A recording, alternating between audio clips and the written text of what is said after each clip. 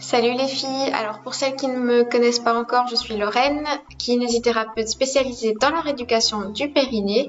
Donc aujourd'hui, on va parler de vaginisme et dyspareunie, des sujets qui sont encore très tabous à l'heure actuelle. Le vaginisme, c'est quoi? Le vaginisme, c'est un resserrement réflexe des muscles du plancher pelvien lorsqu'on essaie d'introduire un objet. Ça concerne quand même 1 à 2 femmes sur 10, donc c'est quand même un problème assez fréquent.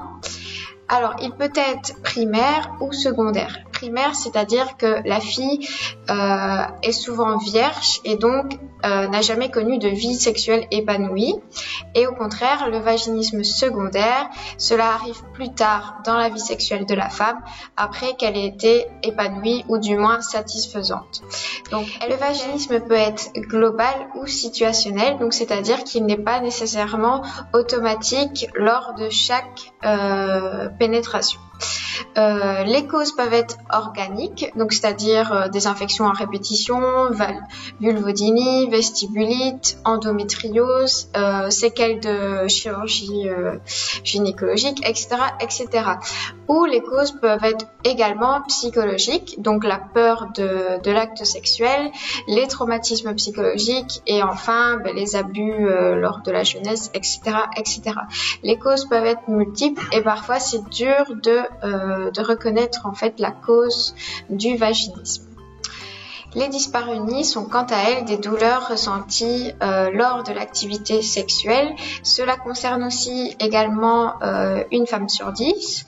Elle peut être superficielle, donc les douleurs peuvent être à l'entrée du vagin, donc des douleurs de type intromission, ou de profondes, donc ressenties plus profondément lors de l'acte.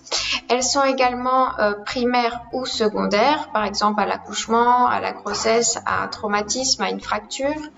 Et enfin, les causes peuvent être organiques et ou psychologiques comme dans le vaginisme.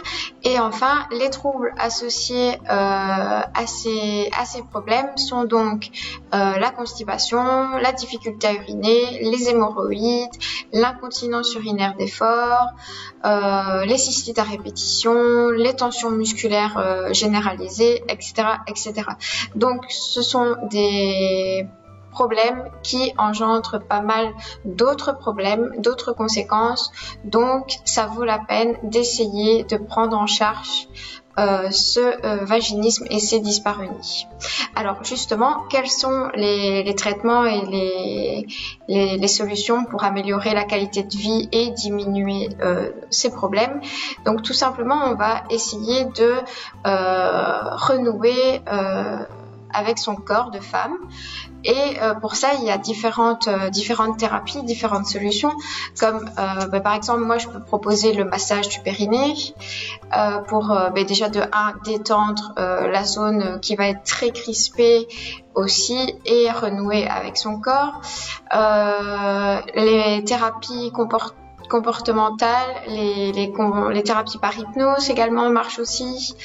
On peut proposer des étirements de la région fessière, de la région du bassin, mais également de tout le corps, car ce sont généralement des personnes qui seront très tendues, que ce soit dans la vie de tous les jours ou au moment de l'acte. Donc c'est important également de prendre en compte la globalité de la prise en charge. On va également travailler sur la mobilité et l'assouplissement du bassin, qui est souvent figé dû aux tensions musculaires.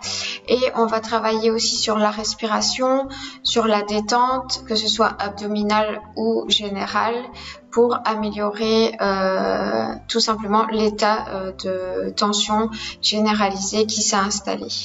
Il est également nécessaire d'effectuer une rééducation périnéale en cas de problème d'incontinence ou de constipation. Il est important de rééduquer la sphère urinaire, la sphère fécale et la sphère sexuelle en même temps, car vous le savez, le plancher pelvien c'est un tout et donc les 3 fonctions sont souvent impactées lorsqu'il y a un problème à un niveau. Et enfin, on va également proposer tout ce qui est dilatateurs vaginaux ou boules de geisha. Donc, vous l'avez compris, c'est un travail assez global. que ce soit psychologique ou physique, corporel, et cela peut prendre du temps, mais il y a des solutions et il y a surtout des résultats. Donc n'hésitez pas à en parler si c'est votre cas et n'hésitez pas à prendre cela en charge. Voilà, donc j'espère que cela aura répondu à vos questions et je vous dis à très bientôt pour une nouvelle vidéo.